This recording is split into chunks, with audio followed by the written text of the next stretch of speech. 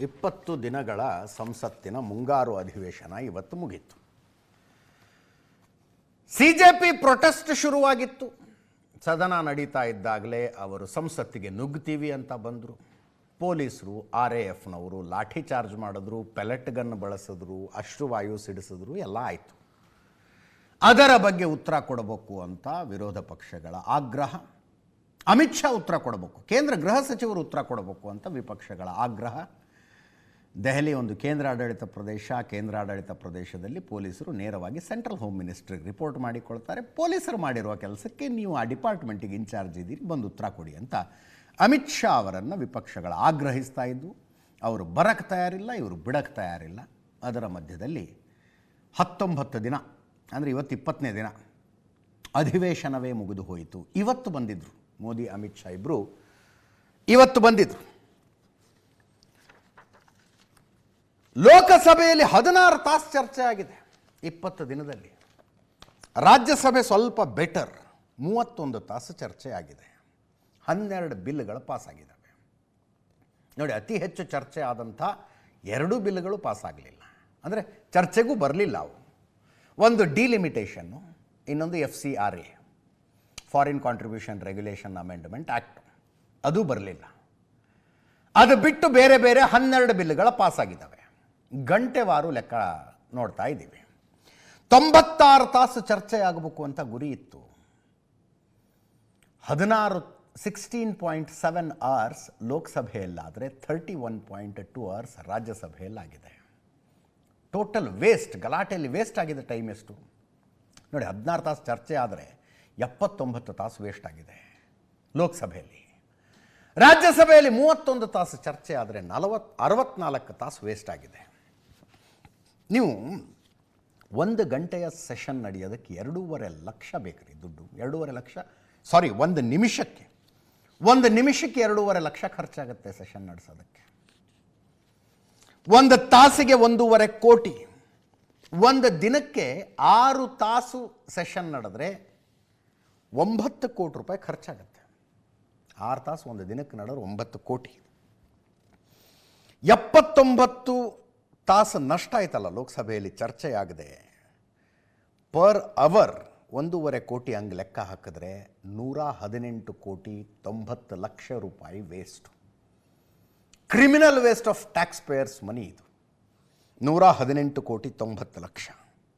ರಾಜ್ಯಸಭೆಯಲ್ಲಿ 64 ತಾಸು ಚರ್ಚೆ ನಡೆಯದೆ ಗಲಾಟೆಯಲ್ಲಿ ವೇಸ್ಟ್ ಆಯ್ತಲ್ಲ 97 ಕೋಟಿ 20 ಲಕ್ಷ ರೂಪಾಯಿ ಟ್ಯಾಕ್ಸ್ ಪೇಯರ್ಸ್ ಮನಿ ವೇಸ್ಟ್ ಆಗಿತ್ತು. ಕಿರಣ್ ರಿಜಿಜು ಕೇಂದ್ರ ಸಚಿವರು ಘೋಷಣೆ ಮಾಡಿದ್ರು. ಅವರು ಹೇಳಿದ್ದು ಕಲಾಪಗಳ ದೃಷ್ಟಿಯಿಂದ ಇದು ಯಶಸ್ವಿ ಅಧಿವೇಶನವಾಗಿತ್ತು. ಕಲಾಪಗಳ ದೃಷ್ಟಿ ಅಂದ್ರೇನು? 12 ಬಿಲ್ ಪಾಸ್ ಆಗಿದ್ದಾವೆ. ಚರ್ಚೆ ಎಷ್ಟು ನಡೆದ್ವು, ಎಷ್ಟು ಬಿಟ್ಟು ಹಾಕಿ 12 ಬಿಲ್ ಪಾಸ್ ಮಾಡಿದ್ದೀವಲ್ಲ, ಒಳ್ಳೆ ಸೆಷನ್ ಇದು ಅಂತ. ಆದರೆ ಚರ್ಚೆಯ ದೃಷ್ಟಿಯಿಂದ ಅಷ್ಟೊಂದು ಯಶಸ್ವಿ ಆಗಲಿಲ್ಲ. ಲೋಕಸಭೆಯಲ್ಲಿ ನಿಗದಿಪಡಿಸಿದ ಟೈಮ್ಗೆ ಹೋಲಿಸಿದರೆ 19% ಟೈಮ್ ಅಷ್ಟೇ ಚರ್ಚೆ ಆಗಿದೆ. ರಾಜ್ಯಸಭೆಯಲ್ಲಿ 39% ಚರ್ಚೆ ಆಗಿದೆ ಅಂತ ಕಿರಣ್ ರಿಜಿಜು ಅವರು ಹೇಳ್ತಾ ಇರೋದು. ಕೇಳಿಸ್ಕೊಳ್ಳಿ.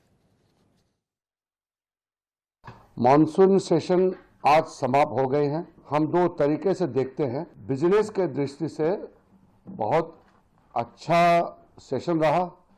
कुल 12 बिल्स हमने पारित किए हैं. चर्चा की दृष्टि से अच्छा नहीं हुआ है.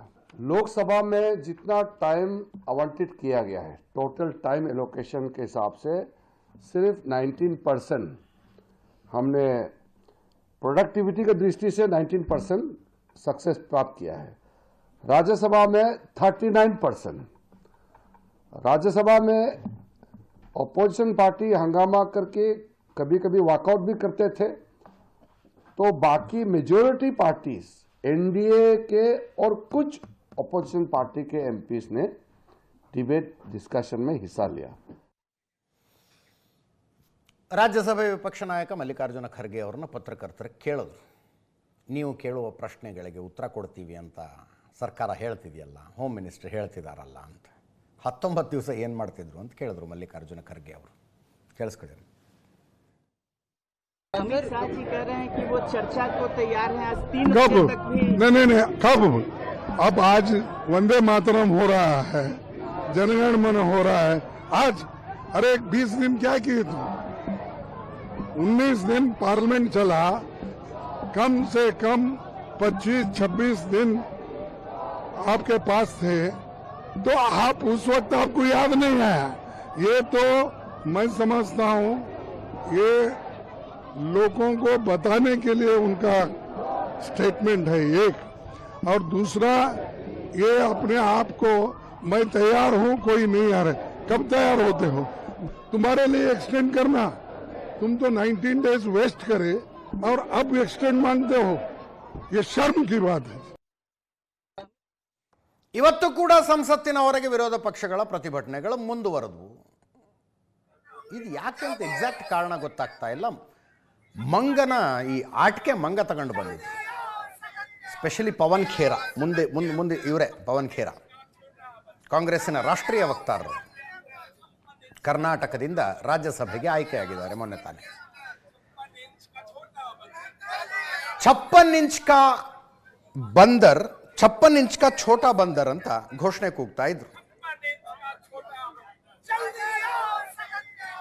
ಪ್ರಧಾನಿ ನರೇಂದ್ರ ಮೋದಿ ಅವರು ಹೇಳ್ಕೊಳ್ತಾರೆ 56 ಇಂಚ್ ಕಾ ಸೀನಾ ಅಂತ, 56 ಇಂಚ್ ಕಾ ಛೋಟಾ ಬಂದರ್ ಅಂತ ಘೋಷಣೆ ಕೂಗ್ತಾ ಇದ್ರು ಅವರು. 56 ಇಂಚ್ ಕಾ ಛೋಟಾ ಬಂದರ್ ಸದನ ಮೇ ಜಲ್ದಿ ಆವು ಅಂತೇನೋ ಘೋಷಣೆ ಕೂಗ್ತಾ ಇದ್ರು.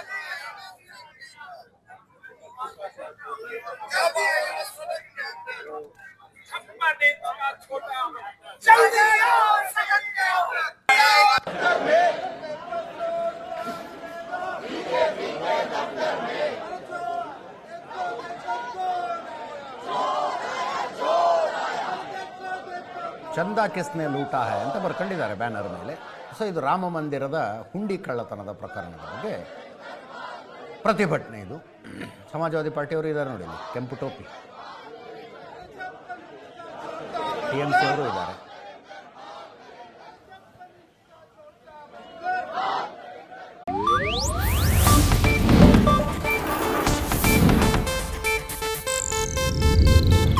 ಇದು ಏಷ್ಯಾನೆಟ್ ನ್ಯೂಸ್ ನೆಟ್ವರ್ಕ್ ಪ್ರಸ್ತುತಿ.